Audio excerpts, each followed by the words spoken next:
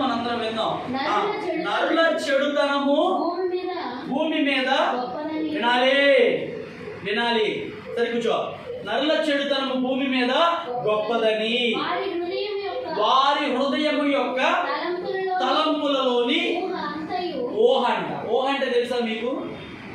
చాలా మంది ఊహించుకుంటా ఉంటారు. ఊహ అంటే అమ్మాయి పేరు కాదు. ఊహ అంటే ఊహించుకోవడం. అంటే ఇప్పుడు నేను కొట్టుకెళ్తాను, ఇప్పుడు నేను 10 రూపాయలు కొనుక్కుంటాను, ఇప్పుడు నేను లాలీపాప్ తింటాను. ఇదంతా ఏంటి?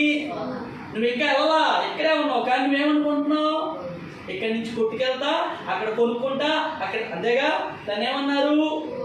ఊహ. కానీ ఈ మనుష్యులలోని ఊహంతా ఎల్లప్పుడూ కేవలము చెడ్డది అంట. అర్థమవుతుందండి? భూమి మీద నరులు చెడుతనమును చూచి దేవుడు ఏమంటున్నాడు తెలుసా? వారి ఊహ, వారి ఆలోచన ఎల్లప్పుడూ కేవలము. అంటే చిన్నప్పటి నుంచే హృదయం చెడిపోయిందంట. మీ డాడీని తిడతావా నువ్వు? మీ మమ్మీని తిడతావా? కొడతావా? ఏమనవా అసలు? ఆడెంగు చూడవా, నాయంగు చూసి కొట్టిద్దా, కొరికిద్దా, గిచ్చుతావా గట్టిగా? అదిగో చూసావా?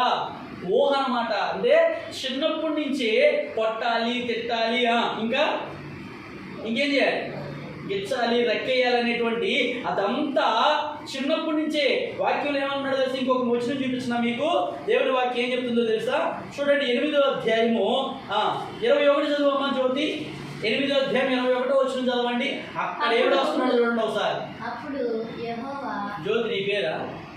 ఈను చదివేటప్పుడు అప్పుడు యెహోవా ఇంపైన సువాసన ఆగ్రహించి ఇక మీదట నరులను బట్టి భూమిని మరలా శపించను. ఈ బైబిల్లో కూడా ఉంటుంది నాన్న. 8:21 చూడు.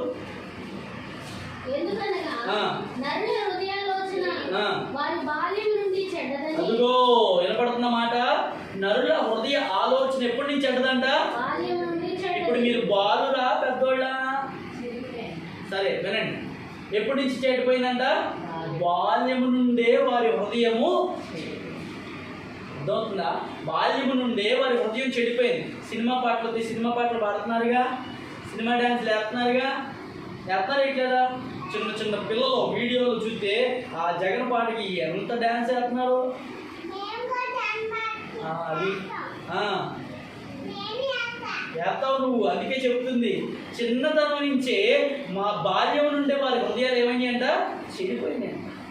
ఆ చిన్నప్పటి నుంచే టీవీలు చూపించడం, సినిమాలు చూపించడం ఏంటి, అవన్నిటికీ అలవాటు పడిపోవడం వల్ల చిన్నప్పటి నుంచే వారి హృదయాలు చెడిపోతూ ఉన్నాయి. కానీ దేవుడు ఏం చెప్తున్నాడంటే, బాలుడు నడవవలసిన త్రోవను వానికి పెద్దవాడైనప్పుడు వాడు అందులో నుండి. మరి మనం ఏ మార్గం నేర్చుకుంటున్నాం? నడవవలసిన మార్గాలేమో దేవుని వాక్యం వైపు. మనం ఎటువైపు వెళ్తాం తెలుసా? సినిమా పాటల వైపు, ఇంకా ఈ రాజకీయ పాటల వైపు అట్లా వెళుతూ ఆ డ్యాన్సులు, ఆ పాటలు అవన్నీ వేసుకుంటే ఇప్పుడు దేవుడు ఇష్టపడతాడా? ఇష్టపడ్డా? దేవుడు మనం అంటే ఇష్టపడ్డా. ఎందుకని? దేవుడికి అవి ఇష్టం లేని పనులు మనం చేసేయన్ని. ఇవి ఎప్పటి నుంచి చేస్తున్నారు? చిన్నప్పటి నుంచి చేస్తున్నారంట. వాక్యమే చెప్తుంది కదా, నేను చెప్పిన మాటలుగా. బాల్యము నుండి కూడా వారి హృదయము చెడిన స్థితిలో ఉంది. కాబట్టి మరలా ఇర్మియా గ్రంథంలో ఒకసారి చెప్తే, హృదయము అన్నిటికంటే మోసకరమైనది, అది ఘోరమైన వ్యాధి కలది, దాన్ని గ్రహింపగలిగిన వాడు ఎవడు? కాబట్టి ఈ చిన్నతనంలో ఉన్న ఈ పొట్లెక్కం రేపు పెద్ద అయిన తర్వాత ఏమవుతుందో ఎవరికి తెలుసు? ఎవరి హృదయ ఆలోచనలు ఎవరు కూడా గ్రహించలేవు. కాబట్టి చిన్నతనంగా ఉన్నప్పుడే దేవుని యందు భక్తి, శ్రద్ధ అన్నీ కూడా మనం నేర్చుకోవాలి. నా మాటలు అర్థమవుతున్నాయా? ఏమని రాస్తున్నాడు? బాల్యం నుండే వారి హృదయాలు చెడిపోయినాయి.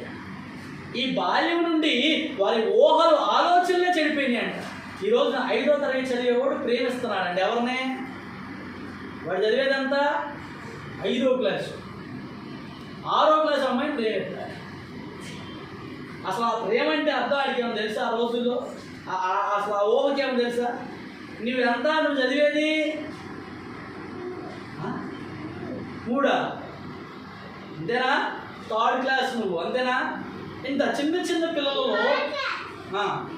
పిల్లలలో ఎలాంటి ఊహలు ఎలాంటి ఆలోచనలు వస్తున్నాయో చూడండి. ఇంకా 7వ తరగతికి వచ్చారనుకో వాడు పెద్ద బైక్ తోలాలనుకుంటా ఉంటాడు. వాడు మొయ్యలేడు ఆ బండి, కానీ ఏమనుకుంటాడు, నేను తోలేయాలనుకుంటాడు. వాళ్ళ నాన్నగారు కొంచెం స్టార్ట్ చేసి వదిలిపెడితే వెళ్ళిపోతూ ఉంటాడు. వాడి ఆలోచనలు వాడి ఊహలు చాలా పెద్ద పెద్దవిగా ఉన్నాయి. చూడండి, మా చిన్నప్పుడు సెల్ ఫోన్స్ లేవు, చాలా తక్కువ. సెల్యులర్ ఫోన్లు అవన్నీ చాలా తక్కువ. ఇప్పుడు మీకు ఒక ఫోన్ ఇచ్చామనుకో ఏం చేస్తారు మీరు? A to Z అనమాట, అంతేనా? A to Z ABCలు కూడా ఎక్కడతారు, కానీ ఫోన్లో మాత్రం ఎక్కడ ఏది ఎలా ఉందో మొత్తం చేస్తారా తీరా? ఏ గేమ్ ఎట్లా డౌన్లోడ్ చేయాలో, ఏ గేమ్ ఎలా ఆడాలో మాకు కూడా తెలియనంత గొప్పగా టెక్నాలజీ అంత డెవలప్ అయింది. అందుకే దేవుడు వాక్యం ఏం చెప్తున్నాడు తెలుసా? వారి ఊహలోని ఆలోచన అంతా కూడా ఎల్లప్పుడూ కేవలము చెడ్డది. కాబట్టి మన ఊహలలోని ఆలోచనలు కూడా మంచిగా ఉండాలి. ఈ ఊహలోని ఆలోచనలు కూడా దేవుడు చూస్తూ ఉన్నాడు. మనం ఏ అబ్బాయిలు వెంక చూసినా దేవుడు చూస్తాడు, అర్థమైనా? ఏ అబ్బాయిలు మనం వెంక చూసినా దేవుడు చూస్తాడు. ఎవరితో సీక్రెట్గా మాట్లాడినా దేవుడు చూస్తాడు. ఎవరితో ఏ ఫోన్లో మాట్లాడినా దేవుడు వింటాడు. కాబట్టి దేవునికి వ్యతిరేకమైన పని ఏది చేసినా ఆ వ్యతిరేకతను బట్టి దేవుడు హృదయాన్ని ఖచ్చితంగా శిక్షిస్తాడు. అర్థమవుతుందా? తల్లిదండ్రులు మనం ఎప్పుడూ దూషించకూడదు. బాగా మాట వినాలి. తల్లిదండ్రులు ఎప్పుడు మనం తిట్టకూడదు, దూషించకూడదు, వాళ్ళని బూతులు మాట్లాడకూడదు. నువ్వు చెప్పేది ఏంటమ్మా, నాకు తెలుసులే అంత. ఎప్పుడైతే తల్లిదండ్రులకు వ్యతిరేకంగా మాట్లాడతారో, మీకు లోయ కాకులు తెలుసా ఎలా ఉంటాయి? లోయ కాకులు అంటే తెలుసా? అసలు లోయ అంటే తెలుసా? ఎప్పుడైనా చూసారా లోయలను? ఎప్పుడైనా చూసారా?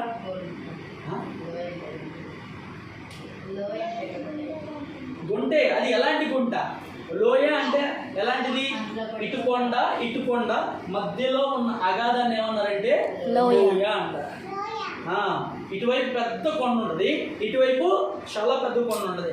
ఆ రెండింటి మధ్యలో ఒక అగాధమైనటువంటి స్థలం చాలా లోతుగా ఉంటుంది. ఈ కాకులు ఎక్కడ తిరుగుతాయో తెలుసా? ఆ ప్లేస్లో తిరుగుతాయి. ఆ 2 కొండల మధ్యలో ఆ లోయ కాకులు ఏం చేస్తాయో తెలుసా? తల్లిదండ్రులను ఎవరైతే దూషిస్తారో, తల్లిదండ్రులకి ఎవరైతే వ్యతిరేకంగా మాట్లాడతారో, ఆ లోయ కాకులు వచ్చి కళ్ళు పీక్కెళ్తాయంట. ఏం చేస్తాయి? కళ్ళు పీక్కెళ్తాయి. ఎవరిని తిట్టే? తల్లిదండ్రులను దూషించిన వారు. ఒకవేళ తల్లిదండ్రులను బాగా చూసిన వాళ్ళ దేవుడు ఏమన్నా తెలుసా? వారు దీర్ఘాయుష్యవంతులు అవుతారు. దీర్ఘాయుషు అంటే అర్థం ఏంటి? దీర్ఘాయుష్కాలము వారు బ్రతుకుతారు, జీవిస్తారు అని అంటే ఇక వాళ్ళకి ఎంతవరకు అయితే ఆయుష్కాలం ఉందో అంతకాలం వాళ్ళు జీవిస్తారు. చాలా చిన్న చిన్న పిల్లలు చచ్చిపోతున్నారు కదా, చిన్న పిల్లలు. చాలామంది పెద్ద వాళ్ళు వాళ్ళ గొంతు మూసేసి ముక్కు మూసేసి తీసుకెళ్ళిపోయి లోపల కిడ్నీస్ తీసేసి, లోపల పేగులు తీసేసి, గుండెకాయ తీసేసి, కళ్ళు పీకేసి చాలామంది చిన్నపిల్లలను చంపేస్తున్నారు. అందుకే మీరు ఎప్పుడు బయటికి వెళ్ళొద్దు. ఈ సరౌండింగ్ దాటి అక్కడ రోడ్డు చివరి దాకా అసలు వెళ్ళొద్దు. ఎందుకంటే ఎవరు ఎప్పుడు ఎలా ఎత్తుకెళ్ళిపోతారో తెలియదు. కాబట్టి మీరు ఎక్కడికి వెళ్ళకూడదు. తల్లిదండ్రుల దగ్గరే ఉండాలి, ఇంట్లోనే ఉండాలి, బయటికి. కాబట్టి మన హృదయాన్ని మనం ఏం చేసుకోవాలి తెలుసా? బాగు చేసుకోవాలి. మనకు కోచింగ్ చేసిన తర్వాత మనం ప్రార్థన చేసుకుందామా?